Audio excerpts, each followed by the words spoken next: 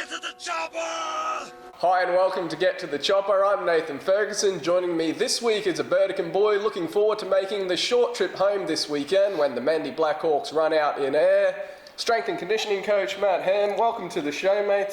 First question, are you really looking forward to it? Because we saw a picture that suggested otherwise. Oh, mate, I'm just not a big fan of pictures, to be fair. I wasn't really happy with that photo. It was put on me last minute. No, looking forward to going down to God's country down there. Looking forward to seeing my statue, mate.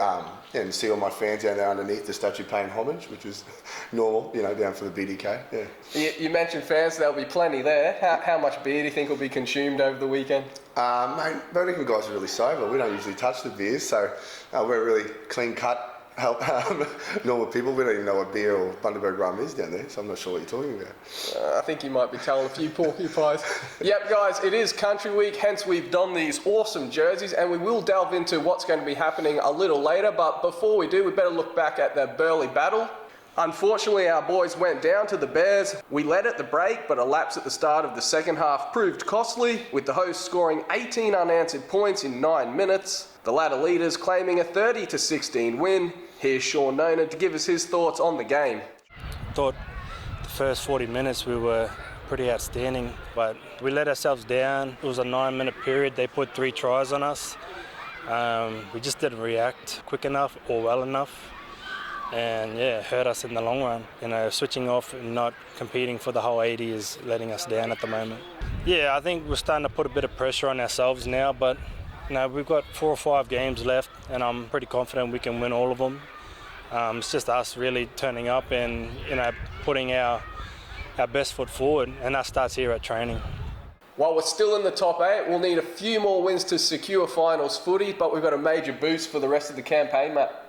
Yes, 100%, mate. We've got our fearless leader coming back in the team, Chuds. So he's a pivotal player in our whole setup, and it starts with his defence and his attack. He's the heartbeat of the club, and he's the worst person to have an injured list. Like, he's the most annoying man, thinking he's ready 3 or 4 weeks too early. Which is an excellent problem to have, is a guy's keen to put it all in. He's been working his bum off, and we've been testing that shoulder pretty extensively, and he's done all the right rehab, and you can only kind of prepare him 90%, and then kind of fingers crossed when they go into the chaos of games.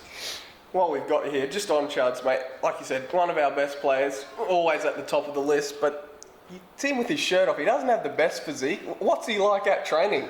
He's got a body of a 90-year-old. I think he's got, he's had 48 knee operations, 32 shoulder operations, and a head like a burnt sand shoe, but he is strong. He's incredibly strong. That's why they call him the Bobcat, so he's really hard to stop before the line, but he's an incredibly strong athlete.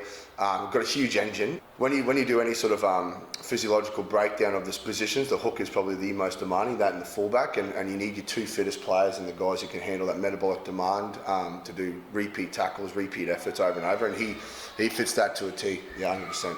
Well, massive news that he is back. We've also got 2 fresh faces in the team to take on the Redcliffe Dolphins. One of them is a former Mackay cutter, Jamin Moore. He's earned his club debut on the back of some strong performances for Charters Towers, and the big unit is pumped to play. I was pretty shocked when Payne told me. Wasn't expecting it. He just asked who I was playing this weekend for local league, I thought. Yeah, he asked if I wanted to play with the Hawks boys this weekend, and I've just been training hard, trying to get a crack and finally get one, so I'm pretty excited. So playing Burdekin, probably a family can come down as well, so yeah, it should be good, work out well. Panic said be aggressive in that, and I feel like I play good when I'm a bit fired up in that, and I can bring a bit of aggression. So he said doesn't want me to go stupid, but just be controlled and just get into them. Yeah, good luck, Jay Moore. Now, the other debutant is a Cowboys young gun, Coolie, and we'll hope to hear from him later in the week when he joins up with the squad for training, so keep an eye on the social media pages to see what he has to say. He's been killing it for the under-21s, who recorded another convincing win in the Hastings Deering Colts competition, beating Burley 52-18. They won't be in action again until August 6, however, so would they prefer to keep playing, or has the break come at a good time? We asked Zach McMinn for an answer, and of course, he sat on the fence. We just stuck to our game plan for that first half, and we really dominated. I think it showed on the scoreboard. I think it was 28-0 or something at half time. So yeah, it was really pleasing. Yeah, so we got 2 weeks off now, and it's definitely hard to keep your match fitness up when you're having a break every couple of weeks, but I guess it's a good thing as well, because it's not all about footy. Get our weekends, we can just chill as a team. We're actually having a team thing this weekend as well, just to get to know each other a bit better and bond a bit. So hopefully come out of the bye closer, stronger, and charge through to the finals. You enjoy the break, boys. Perhaps a few will head down the highway to watch the Mendi Blackhawks. Here's Aaron Payne's preview. After a disappointing loss on the weekend to the Burleigh Bears, who were tracking first on the table, our focus has already shifted to this weekend against the Redcliffe Dolphins, who are probably the form team of the competition.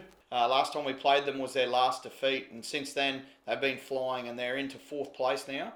Yeah, look, they're probably the biggest and strongest team in the competition, particularly in the outside back. Sadu too, Rocco Berry, Crosby Tiwari. Certainly our kick defence is going to have to be good this week, and I guess just controlling their momentum is a big key part where they start their sets as well. As for us, we welcome back some great inclusions. Thomas Chester from his NRL debut last week for the Cowboys. Our skipper, who's been out for quite some time, and Josh Chudley. It's a massive in for us. As well as a couple of exciting changes to our team. 2 guys that will make their debut for us this week. Now, I'm not going to try and pronounce his name. He's known as Coolie. Okay, he's our back rower in our under-21s, and he's part of the Cowboys Young Guns program, and he's been enormous for them and certainly earned his stripes and deserves his opportunity. He's a hard-running back rower, and I'm sure he'll do well. As well as Jamin Moore. Now, Jamin Moore adds a lot of aggression to us. He's a big body. Former Mackay Cutter, been in our squad for the year, playing really well for his feeder club, Charters Towers, and finally gets his opportunity. So see us all in air this weekend for what's a really important game for us in our season. It's part of the country round, and it's a great initiative from the QRL, and we're looking forward to some great support within our footprint. And to roll off Payne, the Mendi Blackhawks certainly embrace Country Week. We've been to Mount Isa, Richmond, Winton, Cloncurry, Ingham, and as mentioned, now we're off to Ayr. We're about to hear from football manager Adrian Thomson on why he loves it. But first, the state's Minister of Sport, Sterling Hinchcliffe, explains why the government gets behind it. Queensland Country Week brings the competition's 14 teams to 7 regional and rural locations around the state to deliver quality QRL football to Queensland Rugby League's heartland. For league fans, Queensland Country Week is a wonderful opportunity to organise a weekend away to witness the QRL's best on the paddock and support local visitor economies.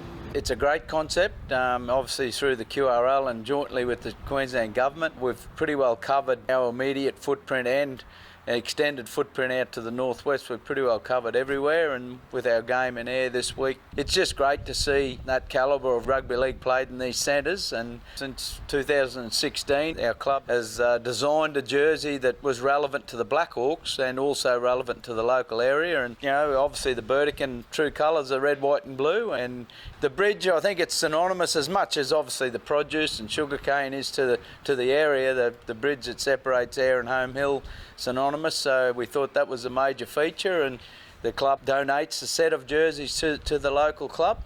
And on Friday night, a contingent are going to be present at the Anzac Club for them to do an auction on a couple of jerseys, and then I think they're auctioning more on Saturday night after the game. We'll finish up with local league, and having mentioned what a huge day it's going to be in Ayr, I suspect the Burdekin Roosters will come out firing against Herbert River after the Hostplus Cup clash, and especially after losing last round. Centrals pipped them, while the Lions also edged a close contest against Norths, and Brothers beat the Miners by 8 points. Great to see all 3 games were close contests. John Cullen can probably lay claim to the best try of the round after the centre and Brethren fullback Josh Fletcher combined for a length of the field effort at Bill Lewis Oval. The latter leaders will take on an informed Tigers on Saturday night, while the Miners will try to bounce back against the Devils, determined to get their first win. And Matt, the boys are going to stick around in Ayr and watch that local league match. Yes, mate, we're gonna stick around, auction some of these jerseys off afterwards. These are going to be solid gold with this amazing Burdekin bridge on it. What a really good jersey for country round, very cool. Then probably watch the Mighty Roosters get over Herbert River or Ingham, whatever they want to call themselves. Pick a place. What are you, Ingham or Herbert River? They try to be the proper Italians of North Queensland when we know that the Burdekin's got the real Italians and the better cane. Yeah. Well, there's a few shots fired to get that rivalry even more heated. That's it, mate. Thanks for being a part of the show. No problem, mate. Thanks for having me. Remember, guys, you can stay up to date with all your latest Mendi Blackhawks news by jumping on our social media pages and on our club website. We'll see you next week.